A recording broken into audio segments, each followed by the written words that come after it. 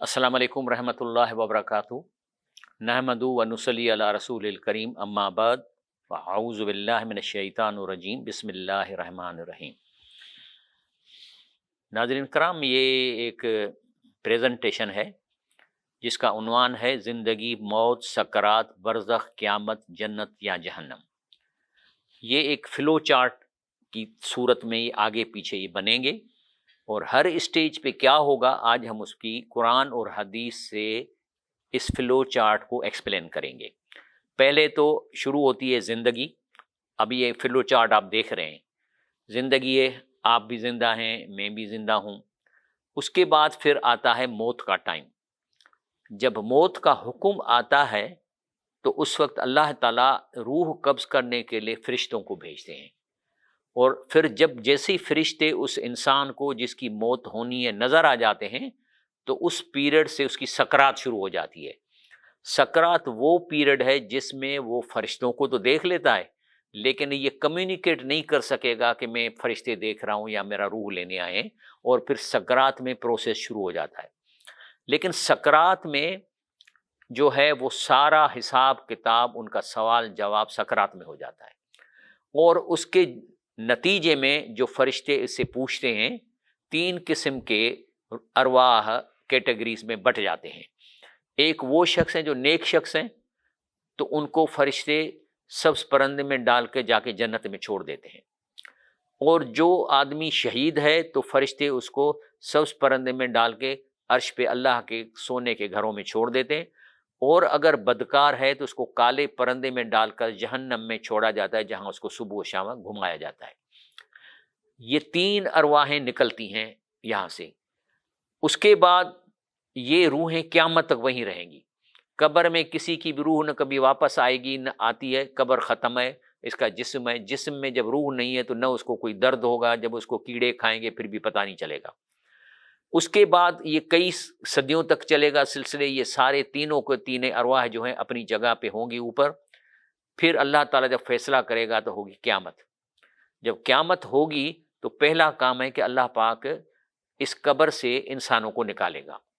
आपको मैं अभी बताऊंगा कि वो जो कब्र से इंसान निकलता है उसका जिस्म तो सारा गल जाता है, लेकिन एक छोटी सी हड्डी है जिसको अजबुल ज़नब बोलते हैं, वो हड्डी नहीं गलती, उसी में से वो इंसान दोबारा पैदा होगा। लेकिन वो जो इंसान पैदा होगा ये इस कद का नहीं होगा जैसे हम 5-6 फुट के, वो कम से कम 100 फुट का होगा, जो आदम अलैहिस्सलाम का असली कद था। यानी अगर खड़ा हो जाएगा तो मल्टी स्टोरी में 8वीं बिल्डिंग तक उसका गर्दन होगा। उसके बाद फिर तराजू लगेगी, फिर उसका मेटिक्यूलसली हिसाब होगा। फिर वो जाएंगे, नेक का माल है तो जन्नत में जाएगा, बदा माल है जहन्नम में जाएगा। अगर इसकी नेकियां और बदियां बराबर हो गई तो एराफ के मैदान में जाएगा। आज हमारा यही मौत है। पहले आती है मौत की बात। अल्लाह ताला फरमाते हैं कुल्लु नफ्सिन जायकातुल मौत। मौत तो हर उस इंसान को आना है, या हर उस जमादात को या नबातात को आना है जो सांस लेती है, जो ऑक्सीजन लेती है, कार्बन डाइऑक्साइड खारिज करती है। कुल्लु नफ्सिन जायकातुल मौत सुम्मा इलैना तुरजऊन। लेकिन इंसानों को कहा गया कि आप लोग मेरे पास लौटाए जाओगे। क्या मतलब? कह रहा है मैंने ही तुम्हें ऊपर से भेजा था नीचे, अब तुम वापस मेरे पास ऊपर ही आओगे। अब जब इंसान को फरिश्ते नजर आ जाते हैं जो उसका रूह लेने के लिए होते हैं, तो इसको यहाँ से बरज़ख शुरू हो जाता है। तो बरज़ख दुनिया और आखिरत के दरमियान एक और आलम है जिसको बरज़ख कहते हैं। लेकिन जब इसको फरिश्ते नजर आ जाते हैं तो फिर इसकी गर शुरू हो जाती है, यानी अभी मरा नहीं है, अब उसकी रूह निकाल रहे हैं। अगर नेक शख्स है तो वो फरिश्ते सलाम करते हैं, फूल दिखाते हैं, और जल्दी रूह इनके साथ चली जाती है, सफ़ेद परंदे में डाल के जन्नत में छोड़ देते हैं। लेकिन अगर ये बद है तो फिर वो उनसे मोहलत मांगता है। अल्लाह ताला की हदीस शरीफ है कि इन्नल्लाह यक़बल तौबतल अब्द मा लम युग़रग़िर, यानी बेशक अल्लाह ताला उस वक्त बंदे की तौबा कबूल करता है जब तक कि मौत की कैफियत तारी न। जब फरिश्ते नजर आए अब तौबा कबूल नहीं होगी। इसीलिए जो आदमी गुनाहगार है उसकी सकरात बड़ी सख्त होती है। कहा जाता है सकरातुल मौत अक़वा मिन ज़रबातिल सयूफ़। ये सकरात मौत की सरका जो है वो तलवारों के घाव से भी ज़्यादा सख्त होती है। इसीलिए अल्लाह के रसूल मांगते थे अल्लाह हवल अलैना सकरातुल मौत, हमें सिखाया कि अल्लाह से बोलो हमारी सकरात आसान करना, वर्ज़क़ना हुस्नुल ख़ातमत, और हमारा ख़ात्मा अच्छे तरीके से हो या रब्बी। अब ये आप देख रहे हो कि ये इसके पास फरिश्ते आ गए, अब ये इसका मुंह खुल गया है, आंखें फट गई हैं, लेकिन ये जो कैफियत है ये कम्युनिकेट हमें नहीं कर सकता। जिंदा है लेकिन बोल भी नहीं सकता, बोलेगा तो गर गर निकलेगी। अब मुझे नहीं पता कि ये नेक है तो फिर तो फौरन निकल जाएगा, अगर ये बद है तो फिर ये बड़ा आर्ग्यू करेगा, निकलता नहीं है, इसके साथ बड़ी हालत होती है। अल्लाह ताला ने कैसे कुरान शरीफ में सूरतुल मोमिनून में फरमाया, हत्ता इज़ा जा अहदहुमुल मौत, जब उसकी मौत आती है, यानी फरिश्ते उसको नजर आते हैं रूह निकालने वाले, तो कहता है काल रब इरजिऊनी, ये अल्लाह पाक हमें वापस, मुझे थोड़ी सी मोहलत दे दो, यानी अभी मेरा फौरन ये रूह न निकालें। क्या करोगे? लअल्ली आमल सालिहन फीमा तरक्त, कह रहे मुझे थोड़ा सा टाइम चाहिए कि मैं जो प्रॉपर्टी छोड़ के आया हूँ मैं उसमें नेक अमल में खर्च करके आ जाऊं। यानी मेरे बैंक में पैसे पड़े हुए हैं, मैंने खाम खा रखे हुए थे, अब मुझे अगर 2-3 घंटे मिल जाएंगे तो मैं अल्लाह में गरीब में बांट दूंगा, या मैंने पराए पैसे खाए हुए हैं और उसको मैं नहीं लौटाता था, मैं उनको लौटा के आ जाऊं, या मैंने ये झूठ करके किसी इंसान को किया था, मैं उनसे माफ़ी मांग, यानी मैं अनडू करूँ। कल्ला, कुरान में अल्लाह कहता है नहीं होगा, अब तुमने फरिश्ते देख लिए, तेरी सकरात शुरू हो गई, अब कोई वापसी नहीं है। अल्लाह कहता है इन्नहा कलमतुन व कायलहा, ये कहता है सारे बदकार लोग इसी किस्म की गुफ्तगू शुरू करते हैं सकरात के दौरान। म्यू वराहम बरज़खुन इला यौम युबसून, अभी इनका बरज़ख शुरू हो गया है, और ये बरज़ख कितनी सेंचुरियाँ चलेगा अल्लाह को पता है, क़यामत तक, जब तक कि अल्लाह इनकी कब्रों से इनके जिस्म को नहीं उठाएगा।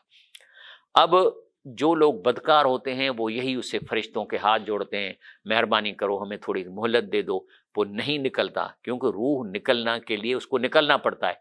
जब नहीं निकलता तो फिर क्या करते हैं, वलौ तरा इज़ा यतवफ़्फ़ल लज़ीना कफ़रू, अगर तुम्हें नज़र आए ना कि जो फरिश्ते इस ऐसे काफरों का जो रूह लेते हैं, अल मलाइकत यज़रबून वुजूहहुम व अदबारहुम, तो उनके मुंह पे, चेहरे पे भी मारते हैं और पीठ पे भी मारते हैं, और वो कहते हैं निकलो तुम बदकारो, ज़ूक़ू अज़ाबल हरीक, आगे चल के जहन्नम की आग का अजाब चखो। इसी वजह से किस किस आदमी की सकरात सख्त होती है, वो हिलता रहता है, लेकिन हमें नहीं पता चलता कि क्यों हिल रहा है, हम समझ रहे हैं इसको कोई पैनिक हो रहा है, क्या हो रहा है, लेकिन आपको वो सीन नहीं बता सकता, क्योंकि सकरात में वो बोल नहीं सकेगा, बोलने की कोशिश करेगा तो मुंह से गर गर निकलेगा। अभी अब तस्वीर में देख रहे हो कि ये वो शख्स है जिसकी शक्ल से लग रहा है कि ये निकलना नहीं चाहता इसका रूह, और इसकी शक्ल बिगड़ गई है, और वो फरिश्ते जो है ना, वो जो अजाब वाले फरिश्तों की शक्ल ही डिफरेंट होती है, वो आते ही है, इसको देख के इनका मुंह फट जाता है। तो अल्लाह बाकी जो लोग नेक होते हैं उनके लिए फरिश्ते जो आते हैं वो फूल ले आते हैं, रूह व रैहान। अल्लाह कुरान में फरमाता है सूरह नहल में, अल्लज़ीन ततवफ़ाहुमुल मलाइकतु तय्यबीन, और वो जिनको मलाइक पाक हालत में रूह निकालते हैं, यक़ूलून सलामुन अलैकुम, पहले तो आके उनको कहते हैं तुम्हें सलामती हो, उदखुलुल जन्नत बिमा कुंतुम तामलून, घबराए नहीं, अभी से ही जाके जन्नत में आपको पहुंचाएंगे, लेकिन क्योंकि ये बरज़खी ज़िंदगी है तो आपको जन्नत में सिर्फ परंदे में आपका रूह डाल के पहुंचाया जाएगा, वहाँ खाओगे पियोगे, लेकिन पोजीशन नहीं मिलेगी, पोजीशन तब मिलेगी जब क़यामत होगी। उसके बाद अभी ये है कि ये पिक्चर आप देख रहे हो, सकरात ये बरज़ख का हिस्सा है, इसमें 3 डिसीजन होती हैं। वो फरिश्ते सफ़ेद परंदा और सब्ज़ परंदा, काला परंदा, और वो सकरात के प्रोसेस के दौरान डिसीजन हो जाती है कि इसके रूह को सफ़ेद परंदे में डाल के जन्नत में छोड़ना है, या सब्ज़ परंदे में डालकर अल्लाह के साथ अर्श पे छोड़ना है, या काले परंदे में डालकर इसको जहन्नम में पहुंचाया जाता है। ये सकरात के नतीजे में ये 3 डिसीजन होती हैं। और ये जो सफ़ेद परंदा है इसका दलील हदीस शरीफ में आता है, सुनन इब्न माजा, इन्नमा नस्मतुल मोमिन, मोमिन का जो रूह है तायरुइन, सफ़ेद परंदे में डाल दिया जाता है, या लक जो लटकता रहता है, यहाँ जाके बैठता है फी शजरिल जन्नत, जन्नत के दरख्तों पे, और वहाँ ये ज़िंदगी गुजारेगा हत्ता यरजा इला जसदी यौम युबस, कि उस वक्त तक जब अल्लाह क़यामत कायम करेगा फिर इस रूह को इसके जिस्म में लौटाया जाएगा। यानी इसका मतलब है कि मरने के बाद कब्र के अंदर इस नेक शख्स का रूह आएगा ही नहीं, ये सिर्फ तब आएगा जब इसका जिस्म बनेगा, लेकिन वो जिस्म जो है वो लंबा जिस्म बनेगा, वो आगे मैं बताता हूँ। उसके बाद ये आप तस्वीर देख रहे हो कि इस तरफ ये सफ़ेद परंदे हैं, जन्नत में बैठे हैं, फूल चीज़ें खाते हैं, लेकिन ये जहन्नम के जो परंदे वो काले रंग के होते हैं। ये कहाँ से आया, ये मैं आता हूँ तफसीर तिबरी में, کہ اس میں آتا ہے کہ جو ارواح آل فرعون یعنی کافر لوگوں کا، اور مثال دی اللہ نے فرعون کی اور اس کے خاندان کی جو ظلم کرتے تھے، کہتا ہے روح کافروں کا فی اجواف طیر سود، وہ کالے رنگ کے پرندے میں ڈال دیے جاتے ہیں، تغدو و تروح علی نار، صبح شام اس کو جہنم کے آدھے پیش کیا جائے، وذالک ارضا یعنی اس کو جہنم کا عذاب نہیں ملتا لیکن پیش کر کے اس کو مینٹل ٹارچر دیا جاتا ہے، اور یہ کالا پرندہ ہے۔ آگے اب جو دوسرا ہے کہ ارواح شہداء جو شہید ہیں وہ حواسل طیر خدرن، ان کو سبز پرندوں میں ڈالا جاتا ہے، یہ صحیح مسلم کی حدیث شریف ہے۔ لہا کنادیل معلقۃ بالعرش، یہ سونے کے گھر ہوتے ہیں جو عرش پہ ہوتے ہیں، یہ لٹکے ہوتے ہیں۔ تسرع من الجنت حیث شاءت، یہ بھی جنت میں جا کے کھاتے ہیں اور پیتے ہیں۔ ثم تاوی الی تلک الکنادیل، پھر رات کو اپنے گھروں پہ آتے ہیں یا واپس آ کے آتے ہیں۔ فطلع علیہم ربہم تلادن، کبھی کبھی اللہ پاک ان کو دیکھ کے گفتگو کرتا ہے، وقال پوچھتا ہے حل تشتہون شیئا، کہ اور کوئی چیز چاہیے، تو چونکہ وہ کہتے ہیں کہ صحیح جنت میں مزے لگے پڑے، ہر قسم کا فروٹ کھا کے آ رہے ہیں، ابھی ہمیں کیا چاہیے، تو پہلے تو منع کرتے ہیں کہ صحیح نہیں بہت کچھ ہے، لیکن جب تیسری دفعہ اللہ یہی سوال کرتا ہے سوچ کے کہتے ہیں قال یا ربی، اے ہمارے رب، نرید ہماری خواہش ہے، انت رد ارواحنا فی اجسادنا، ہماری روحوں کو واپس قبر میں ہمارے جسدوں میں ڈال دو۔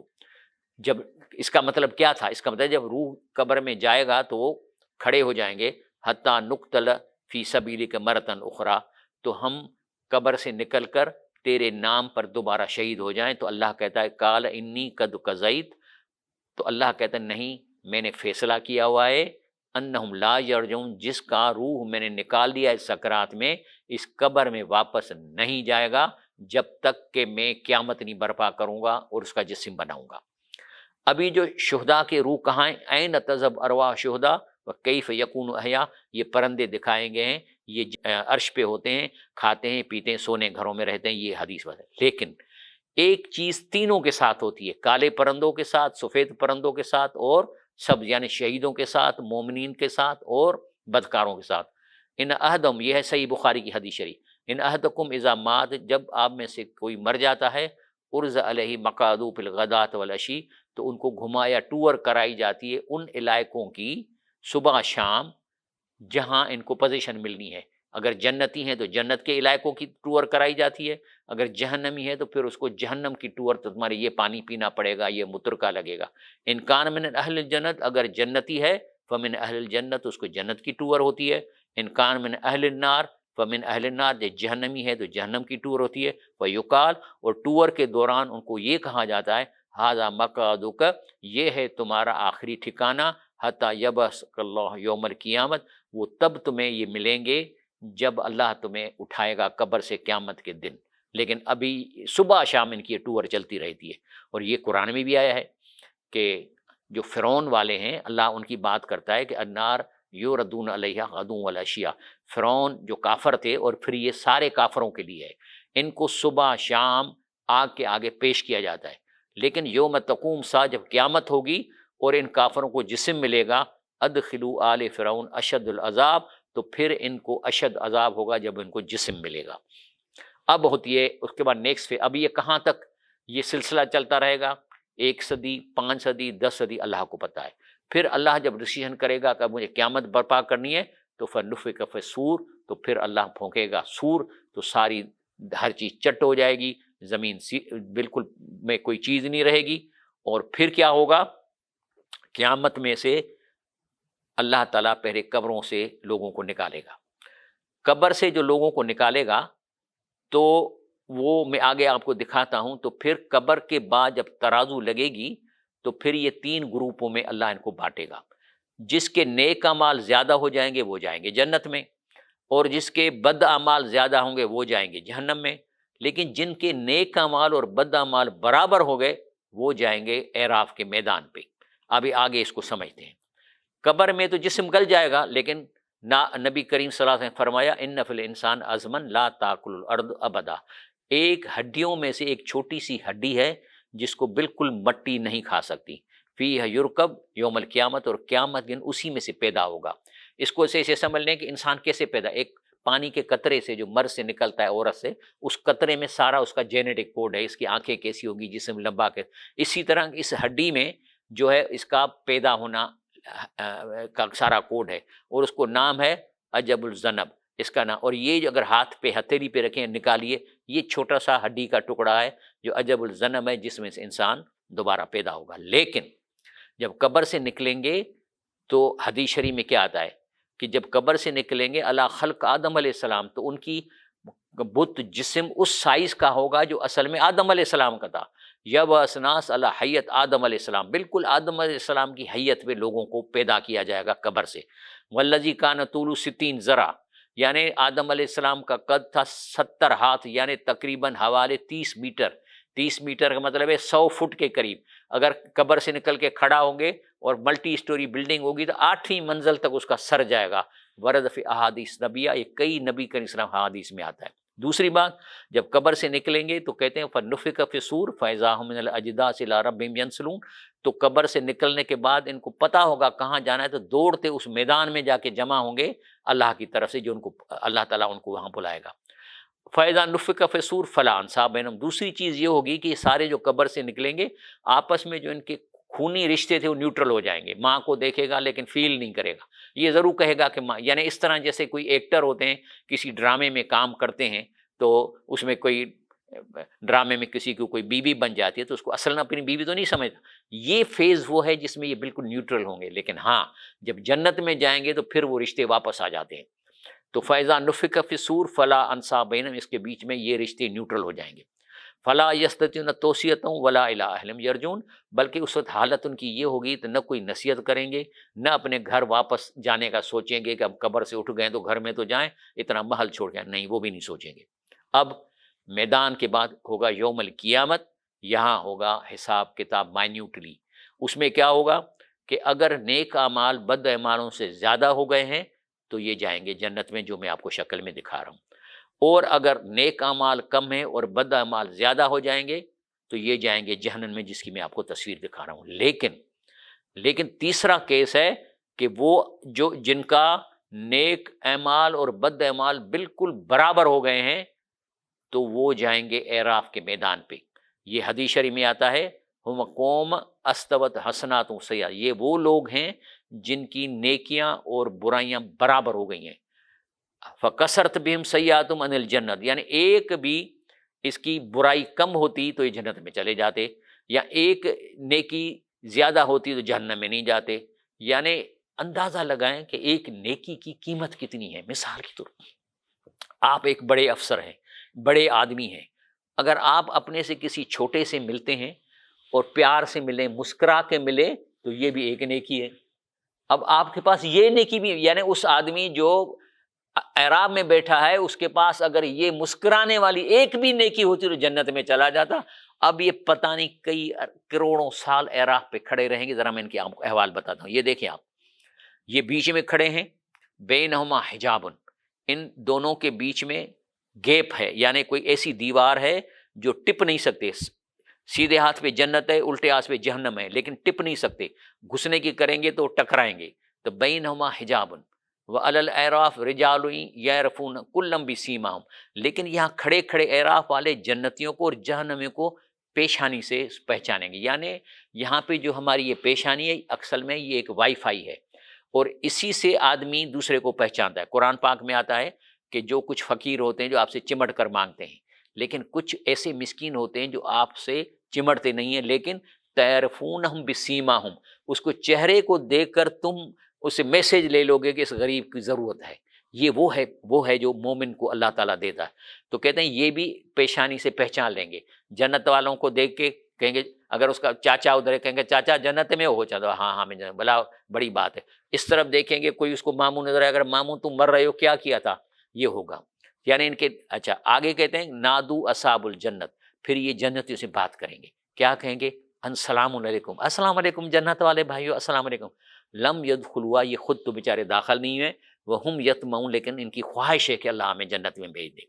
پھر جب اس طرف دیکھتے ہیں اذا صرفت ابصارهم تلک اصحاب النار، جب جہنم کی لوگوں کی طرف اس کی آنکھ جاتی ہے تو پھر اللہ سے کہتے ہیں قالو ربنا لا تجعلنا مع القوم الظالمین، اللہ یہ نہ کرنا کہ ہمیں ان کے ساتھ شامل نہ کرنا۔ یعنی یہ دعائیں مانگ رہے ہیں۔ اب ایک نیکی کم ہونے نہ ہونے کی وجہ سے یہ حالت ہے کہ کروڑوں سال بیٹھے رہیں۔ اب جتنے بھی یہ قیامت سے پہلے ارواح، کوئی شہید ہے وہ جنت میں ہے، کوئی مومن ہے تو جو شہید عرش پہ ہے وہ جنت میں ہے، لیکن ان کی روح قبر میں واپس نہیں جائے گی۔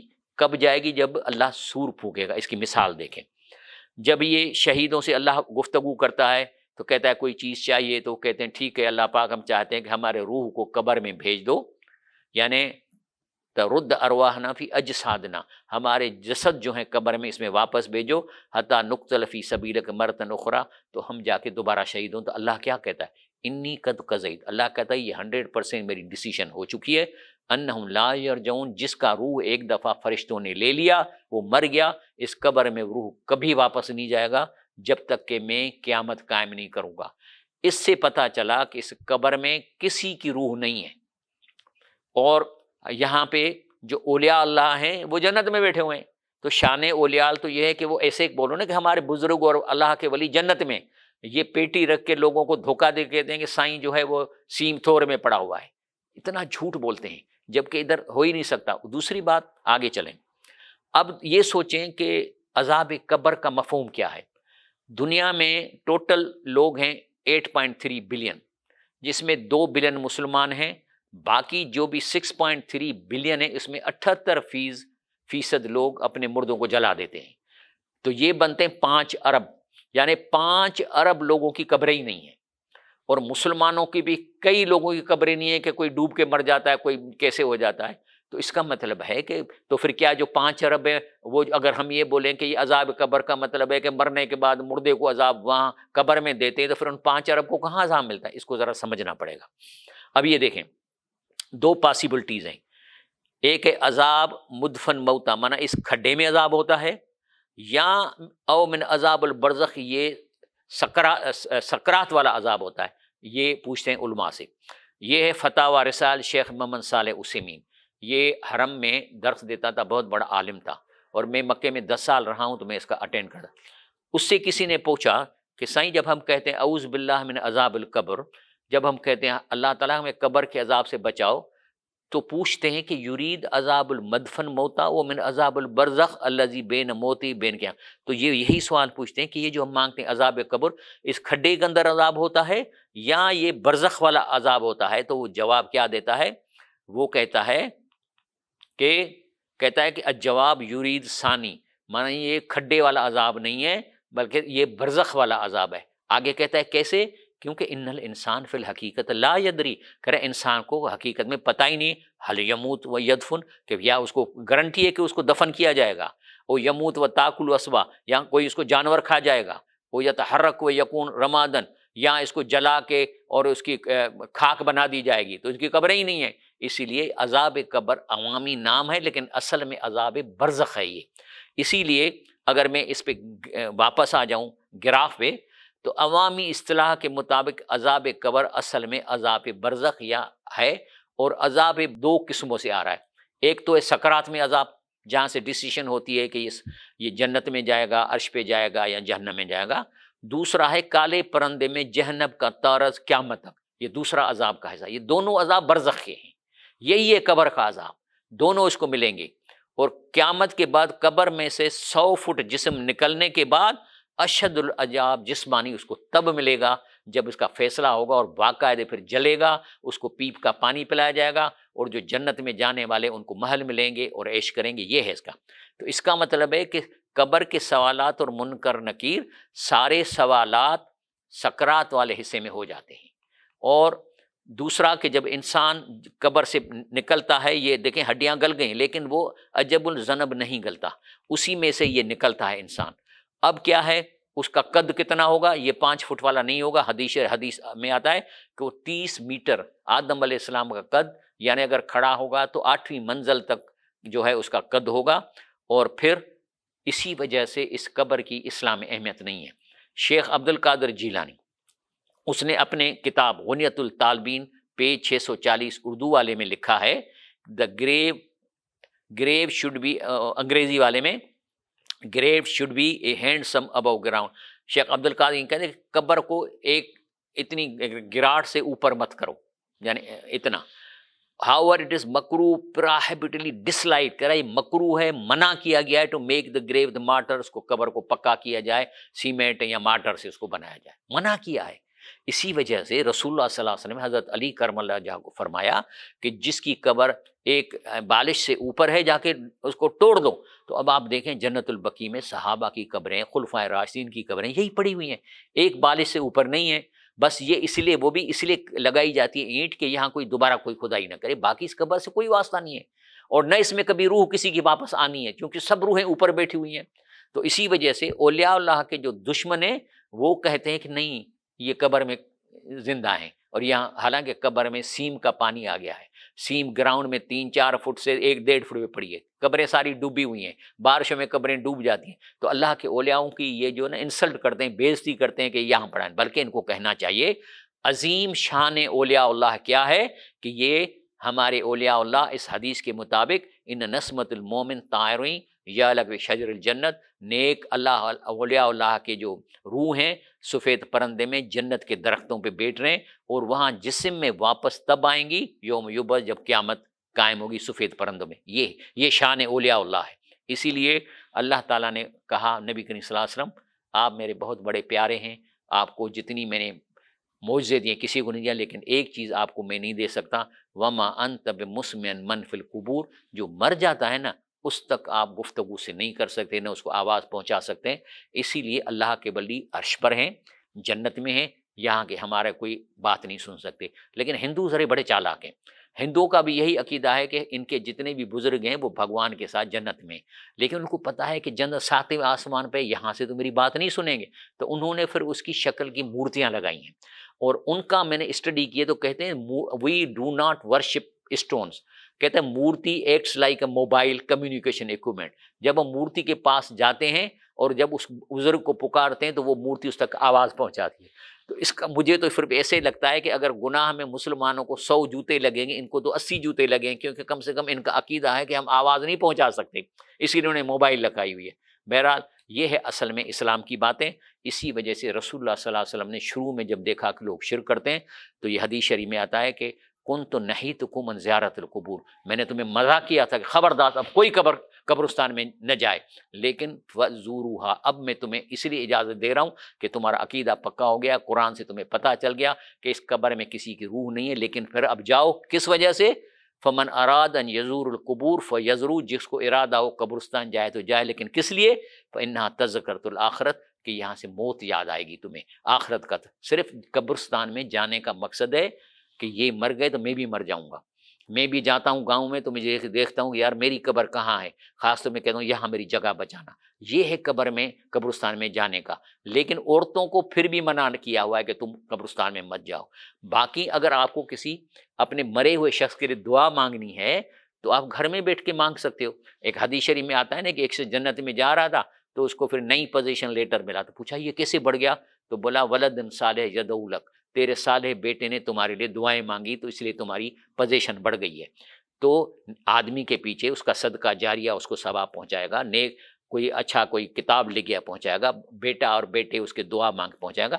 लेकिन ये नहीं कि जाके कब्र में खड़े होकर मैं उसके लिए दुआ मांगूं। माना इसका मतलब है कि अल्लाह पाक को नौज बला नाबीना समझते हैं कि कहते हैं अल्लाह पाक ये है मेरा बाप, मैं इसके लिए दुआ मांग रहा हूँ, पड़ोस को न दे देना मेरा सवाब। जहाँ से मांगोगे अल्लाह उसको पहुँचा देगा। तो ये है छोटा सा जिसमें मैंने आपके लिए बनाया। अल्लाह पाक हमें और इस चीज़ को साइंटिफिकली लॉजिकली समझने की कोशिश अता फरमाए। सुभान रब्बिक रब्बिल इज़्ज़ति अम्मा यसिफून व सलामुन अलल मुरसलीन वल्हम्दुलिल्लाहि रब्बिल आलमीन।